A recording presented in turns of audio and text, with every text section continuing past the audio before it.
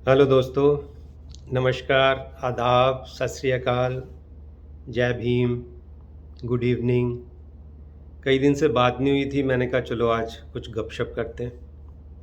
काफ़ी दोस्त अपने पूछते रहते हैं कि एक हमारा जो एनआरआई इंटरनेशनल पिछले साल हमने वो शुरू किया, जिसमें काफ़ी कंट्रीज़ के लोग हैं, खासकर US, UK, Canada, Germany, Australia, New Zealand, south Africa, Saudi Arabia, UAE, Muscat, Kuwait, Bahrain.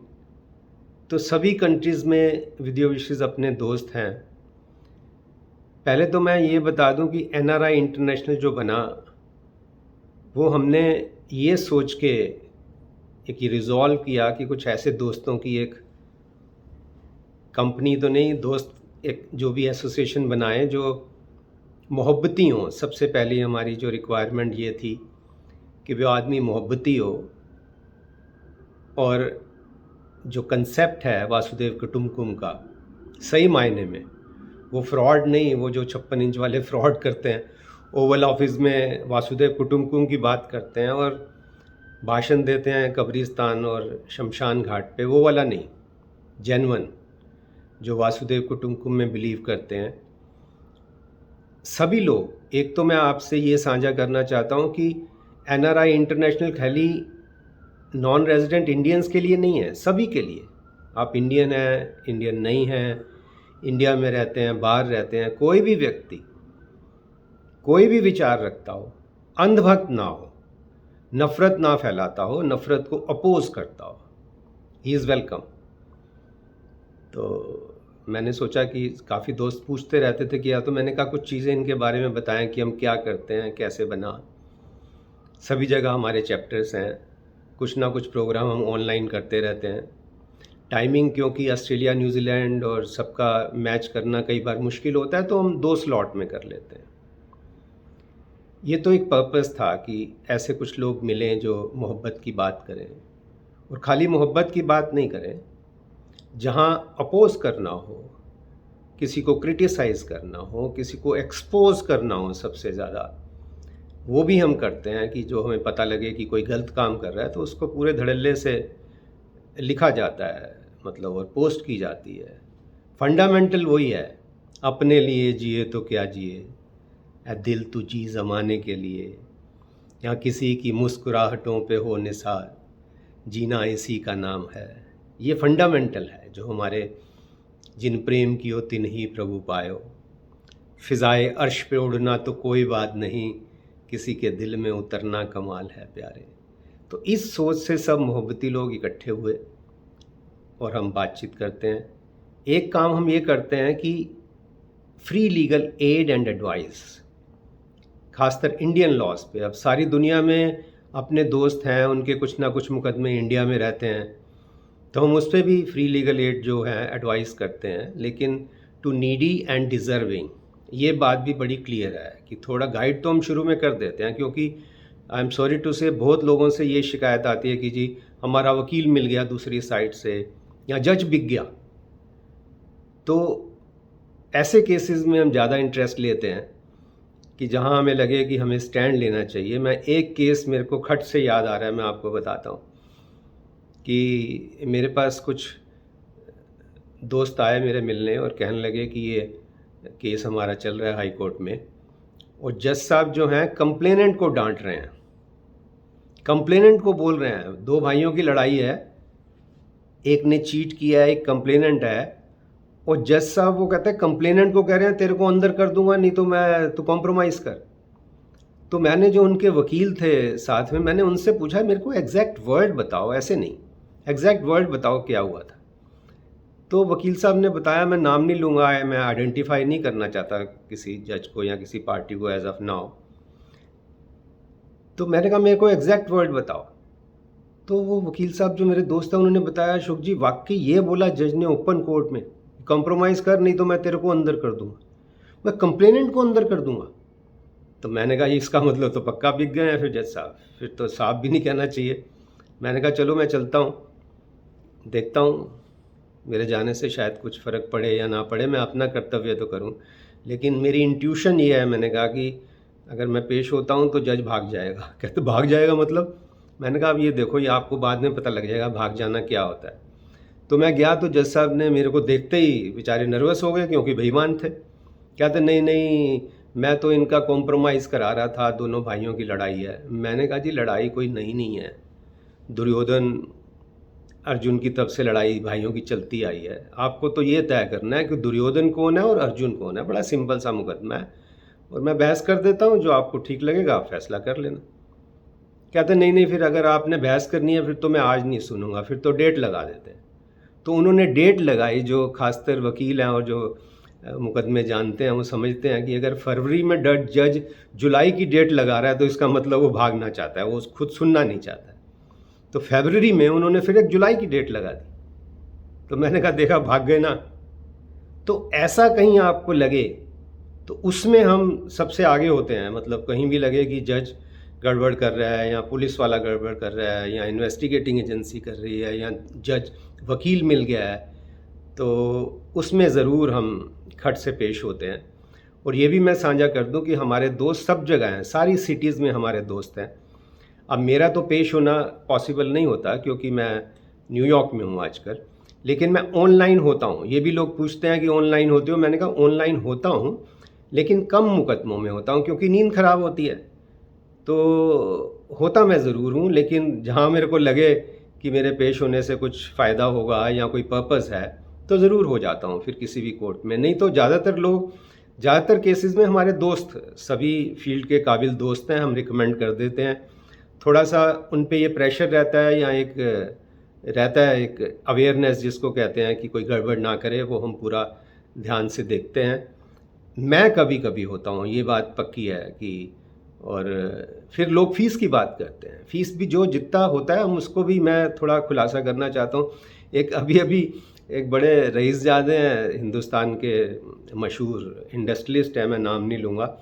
तो मैंने से बात करी उन्होंने कि आप पेश हो जाएंगे। मैंने कहा हाँ हो जाऊँगा, कोई ऐसी बात नहीं है। तो मैंने कहा फ़ीस का कैसे करना है? कह रहे आप तो स्वामी हो गए हैं। तो मैंने कहा स्वामी हो गया हूँ, बेवकूफ़ नहीं हुआ हूँ। जो अफोर्ड कर सकता है उससे हम ज़रूर लेते हैं, जो नहीं कर सकता उसका 100% फ्री करते हैं। बल्कि अपने पास से हमारे कुछ दोस्त हैं, हम लोग अपने कई बार तो मुकदमों में हमने क्लाइंट को फंड किया कि उसको कोई दिक्कत थी, क्लाइंट को उसकी रोटी रोज़ी का कोई जुगाड़ नहीं था, तो वो हम उसमें बाकायदा क्लाइंट को अपने पल्ले से देते हैं, लेते नहीं देते हैं। तो ये बातें मैंने सोचा कि आपसे साझा करें। दूसरा हम ये काम करते हैं कि जो डिफरेंट गुरुद्वारा साहब में, मंदिर में, चर्च में, मस्जिद में हमारी डिफरेंट टॉक्स रहती हैं डिफरेंट सब्जेक्ट्स पे, उस पे हम काम करते हैं। एनआरआई जैसे मैरिज काउंसलिंग का, स्ट्रेस मैनेजमेंट का। और अब क्योंकि मैं यूएस लॉज भी मैंने स्टडी कर लिया है, तो उस पे भी हम लोगों को यूएस लॉज में क्या लोगों के राइट हैं, खासकर हस्बैंड वाइफ के क्या राइट्स हैं, बच्चे के लिए क्या राइट्स हैं, उस पे हमारा डिफरेंट गुरुद्वारा साहब, मंदिर कहीं ना कहीं लेक्चर भी रहते हैं और पर्सनल भी लोगों को एडवाइस करते हैं कि कैसे कैसे है। पब्लिक स्पीकिंग पे, कॉन्फिडेंस बिल्डिंग पे, इंग्लिश स्पीकिंग पे, जैसे कई लोगों को होता है इंग्लिश स्पीकिंग पे काम करना है।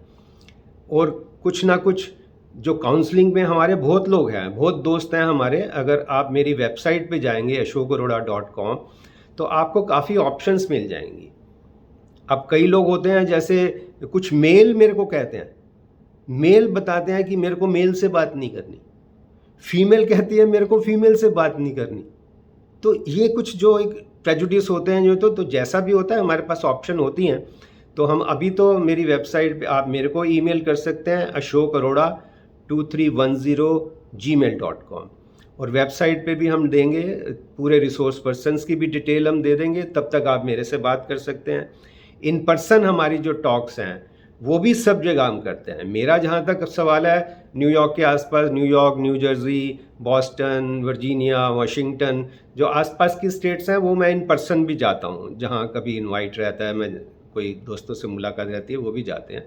लेकिन सबसे ज़रूरी और सबसे जो मैं समझता हूँ महत्वपूर्ण बात है, हम ज़्यादा मीटिंग्स प्रेफर करते हैं जूम पे करें या व्हाट्सएप वीडियो पे करें, क्योंकि खासकर जैसे मैट्रिमोनियल डिस्प्यूट्स हैं तो उसमें खासकर महिला को एक फ़िक्स टाइम चाहिए होता है, जब कोई आस-पास ना हो तब वो बात कर सकती है। तो कई बार मर्द लोगों को भी होता है कि सबके सामने नहीं कर सकते, उससे टाइम भी बचता है। आप दिल्ली में भी हैं, किसी को मिलने जाएँगे, 2 घंटा आना, 2 घंटा जाना, तो वो ज़ूम पे जो कोविड का मैं समझता हूँ सबसे बड़ा एक फ़ायदा ये हुआ कि अब लोगों ने वीडियो कॉन्फ्रेंस शुरू कर दी। तो ये हमारी सर्विस एक सबसे मैं समझता हूँ महत्वपूर्ण है कि हम ज़ूम पे या व्हाट्सएप वीडियो पे कॉन्फ्रेंस कर लेते हैं, जो भी होता है जिसको सलाह चाहिए, मैट्रिमोनियल में चाहिए, किसी बच्चे के लिए चाहिए, सीनियर सिटीज़न्स के लिए चाहिए। सीनियर सिटीज़न बहुत परेशान होते हैं। और कितना आप देखिए, मैं आपसे एक बड़ी एक दुखद बात शेयर कर रहा हूँ कि कितने ही लोग, खासकर महिला बताती हैं कि ये सास ससुर ना खाली स्टेज पे बोल रहे थे ये हमारी बेटी हो गई, उसके बाद तो मैंने कभी सुना, इनसे महसूस नहीं किया कि मैं इनकी बेटी हो गई। उसके बाद तो मैंने टॉर्चर ही सहा है। और यहाँ तक मैं नाम नहीं लूँगा, मतलब आप सोचो मंदिर के प्रधान, ऐसी ऐसी पोजीशन पे जो लोग हैं अपनी बेटी को टॉर्चर कर रहे हैं कि सब कुछ अपने भाई को दे दे। आप ये देखिए कितना, कहते हैं इस दुनिया में कितना गम है और मेरा गम कितना कम है। तो एक ये भी बात हम यूट्यूब पे, मेरे को वो दीपक शर्मा शो करते हैं तो हमेशा बोल देते थे ये चंद्राचूड़ इनके जूनियर रहे हैं। तो चंद्राचूड़ जूनियर रहे हैं, ये एक बात लोगों को होता है कि आप तो सबको डांट सकते हो। मैंने कहा डांट सकता नहीं, हम तो shame the name, another important aspect of NRI international, हम शेम द नेम में 100% बिलीव करते हैं। आपको पता है शास्त्रों में भी आता है, वो माथे पे कुत्ते का पंजा बना देते थे जो चोरी करता था कि सारी दुनिया को पता लगे। इसीलिए मैं एक सॉर्ट ऑफ वार्निंग भी कर रहा हूँ, ऐसे जो राक्षस लोग हैं, मैं उनको राक्षस कहता हूँ, जो बेटी को या बहू को टॉर्चर कर रहे हैं, उनको हम एक्सपोज भी करेंगे। अगर कोई व्यक्ति ऐसा चाहता है कि किसी के साथ ज़्यादती हुई है और उसका हम नाम भी बचा लेते हैं, इतना मेरे को आता है, मैं डेफिमेशन लॉ पढ़ लिया हूँ, 50 साल से मैं कानून पढ़ भी रहा हूँ, पढ़ा भी रहा हूँ, और एक दिल में एक कमिटमेंट भी होती है कि कोई जो गलत कर रहा है उसको एक्सपोज करना चाहिए, शेम दी नेम होना चाहिए। और वो हम ऐसे करते हैं, ये भी मैं बता दूं, कि जिसमें कंप्लेनेंट वो बेटी या बहू, उसका नाम कहीं नहीं आएगा, उसको तो हम बचा के रखेंगे उसकी आइडेंटिटी, लेकिन जो राक्षस है उसकी आइडेंटिटी हम ऐसे बता देंगे कि वो भागता फिरेगा। ये सबसे ज़रूरी हमारा रिजॉल्व है और ये हमने किया। इस बार आपने देखा 2024 के इलेक्शन में भी हमने जो शेरनियाँ खुल के बोल रहे थे, हमने सबको सपोर्ट किया, खुल के सपोर्ट किया, उस पर चर्चा भी हुई, उस पर बातचीत भी करते रहे। तो ये जो अब की बार 400 पार वाला नारा दे रहे थे, उनके जो ये हालत हुई है, उसमें सभी लोगों का मैं समझता हूँ पूरा सहयोग है कि लोगों को जागृत करना। वो जो गोदी मीडिया, जिसको अब आजकल लोग डॉगी मीडिया कहते हैं, doggy media is the right word, क्योंकि वो काम डॉगी वाला कर रहे हैं, तो ये काम भी हम करते हैं। तो मेरे से सब पूछते थे क्या एक हमारा मुशायरा रेगुलर होता है, आपस में मिलना जुलना रेगुलर होता है, क्योंकि कॉन्स्टिट्यूशन के, संविधान, तभी मैं जय भीम जरूर करता हूँ कि संविधान के पहले पेज पे है यूनिवर्सल ब्रदरहुड। अगर आपस में प्रेम ही नहीं होगा तो तरक्की कैसे होगी? तरक्की हो नहीं सकती। तो ये सारी बातें मैंने सोचा कि मैं आप सबसे साझा करूं कि क्या क्या काम करते हैं। ईमेल मैंने आपको दे दिया है, और किसी को भी किसी तरह की भी कोई दिक्कत होती है आप मेरे को ईमेल करें, और हमारा वेबसाइट जल्दी एक्टिव हो जाएगा, फिर आप उस पर मैसेज भी डाल सकते हैं, उस पर डाल सकते हैं, उसमें देख सकते हैं कि आपको किस व्यक्ति से बात करनी है, जो ऑप्शन होंगी हमारे रिसोर्स पर्सन होंगे। और दूसरा मेरी एक ये भी रिक्वेस्ट है, जो भी लोग इस काम में अपना सहयोग करना चाहें, अपने कुछ सजेशन देना चाहें, अगर आप एक मोटिवेशनल स्पीकर बनना चाहते हैं, काउंसलिंग कर सकते हैं, किसी को किसी कानून के बारे में समझा सकते हैं, और कुछ नहीं तो सीनियर सिटीज़न या जो बंदा परेशान है उसके साथ थोड़ा जूम पे गपशप कर सकते हैं। कुछ नहीं करना, कितना आसान है आप देखिए। किसी शख्स के साथ थोड़ी देर बैठना, उससे जूम पे गपशप कर लेना, तो दिल लगाना, जैसे मैं वो at the cost of repetition पढ़ रहा हूँ, वो शेर, हमारा फार्मूला यही है, मोटो यही है कि फ़िज़ाए अर्श पे उड़ना तो कोई बात नहीं, किसी के दिल में उतरना कमाल है प्यारे।